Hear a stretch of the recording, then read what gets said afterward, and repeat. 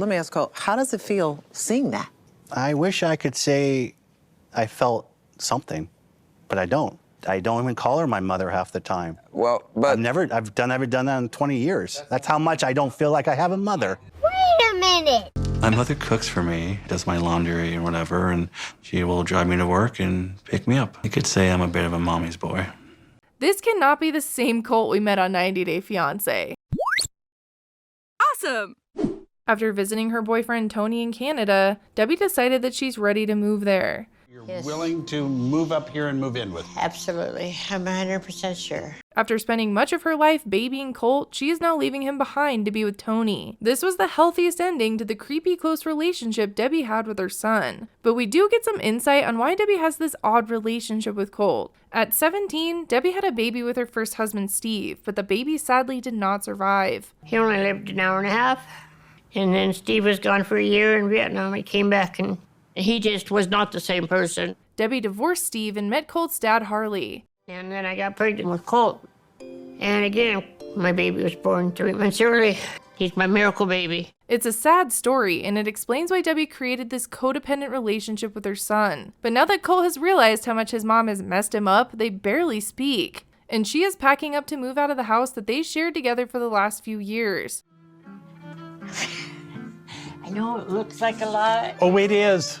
Colt and Vanessa are also moving out of this house, and they get one more chance to see Debbie before she leaves for Canada. This is also when they will be meeting Tony for the first time. Hello, Tony. Tony. Hello, very nice to meet you. Debbie was worried that Colt would fly off the handle, like he likes to do at the tell-alls. Shut the up. And I was actually looking forward to a nice dinner fight. She thinks she knows best, but it's very important for me that she at least doesn't make a mistake. But it was a very calm evening, even when Debbie announces that she's moving to Canada. Tomorrow's our last day here. Seriously? I got the vibe that Colt doesn't really believe that his mother will be moving there permanently, because he doesn't seem to take it too seriously. You're already going to move in with him. I'm ready to move in with him. That's interesting. He's concerned that the distance will make it hard to repair their relationship, but they seem to end the night on a positive note. You going to miss me? Oh my God, I've never been away from you. Of course I'm gonna miss you. You gonna miss me? Yeah, Yeah, a little bit. a lot. Debbie says her goodbyes to Colty, finishes packing, and then heads to Canada with Tony. Now on part 2 of the tell-all, we get an update on how Debbie is doing in Canada without Colt. Debbie came into the first part of the tell-all with a lot to say during other cast members' segments, and that didn't stop in part 2. For example, she had no problem voicing her opinion on Tanya not filing for divorce from Sinjin. It's no big deal. Why don't you do But it? Debbie, because I don't think about it. Like he said, it'll still be on your mind. It's literally never on my mind. You just go down and file and do it. None of Tanya's segments felt real to me, so I did fast forward through all of her fake story. She started to remind me way too much of Stephanie. Debbie, the constant oversharer, shared information about Colt that I never wanted to know. Yeah. Colt's not circumcised. She did say this while Tim and Caesar were already talking about it, but still, ugh. He was born 3 months early, and there was no way he could have survived that kind of an operation. Debbie isn't afraid of oversharing, but is afraid that Colt will get angry on this tell-all like he did in the last one. Stop influencing me so much and always there. I am 36 years old. Stop treating me like I'm a kid. But whether she's ready or not, it's her turn to get judged by the cast and Colt. I will say that this time they do actually ask her about her journey. Last season they just brought out Colt and Vanessa immediately and nothing else was discussed. You seem to be very happy. I am happy. I'm really, really happy. They also bring Tony out, and these two get to finally be embarrassed by their own moaning sounds. I just wanted to grab him and take him upstairs. All the moaning here. It's all you. You made us watch it, now you have to watch it. It's embarrassing.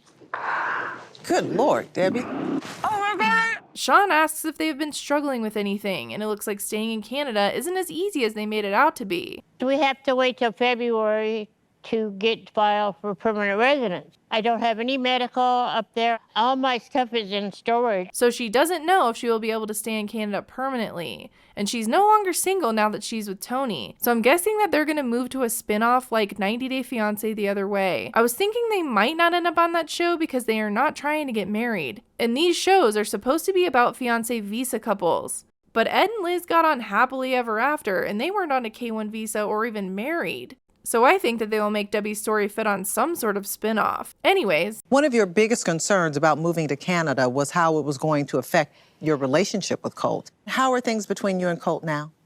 I don't know. Well, he's already conveniently standing there waiting to come on stage, so let's ask him. Please welcome Colt and Vanessa. Debbie and Colty are reunited after not seeing each other for a few months. Colt, Vanessa, how are you guys doing? Yeah, we're trying.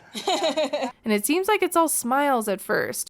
These two acted like Debbie was the source of all of their issues. And while I agree that she definitely fucked up Colt, it looks like taking her out of the equation still didn't solve their problems. I've never experienced Colt without Debbie, and I feel like I gained a son now. Ooh, burn. I didn't realize how much you did do for him. You know, I'm stuck with it. Holy dude, you really cannot take care of yourself, can you? Colt is still a giant toddler, with or without Debbie. Big Ed the Bee wants to remind you to subscribe to this channel. If you don't, he will fly into your house and body shame you. It makes no sense to go to the gym and then go to 7-Eleven and eat nachos. Debbie was really blamed for the majority of your problems. Now that Debbie is not in the picture, still. No, he's a child. They then show the fight between Wizard Colt and Debbie, and that's when Colt starts to seem angry. Your dad would be so disappointed in you. Debbie cries and Colt has no sympathy. I think she's kind of just faking it.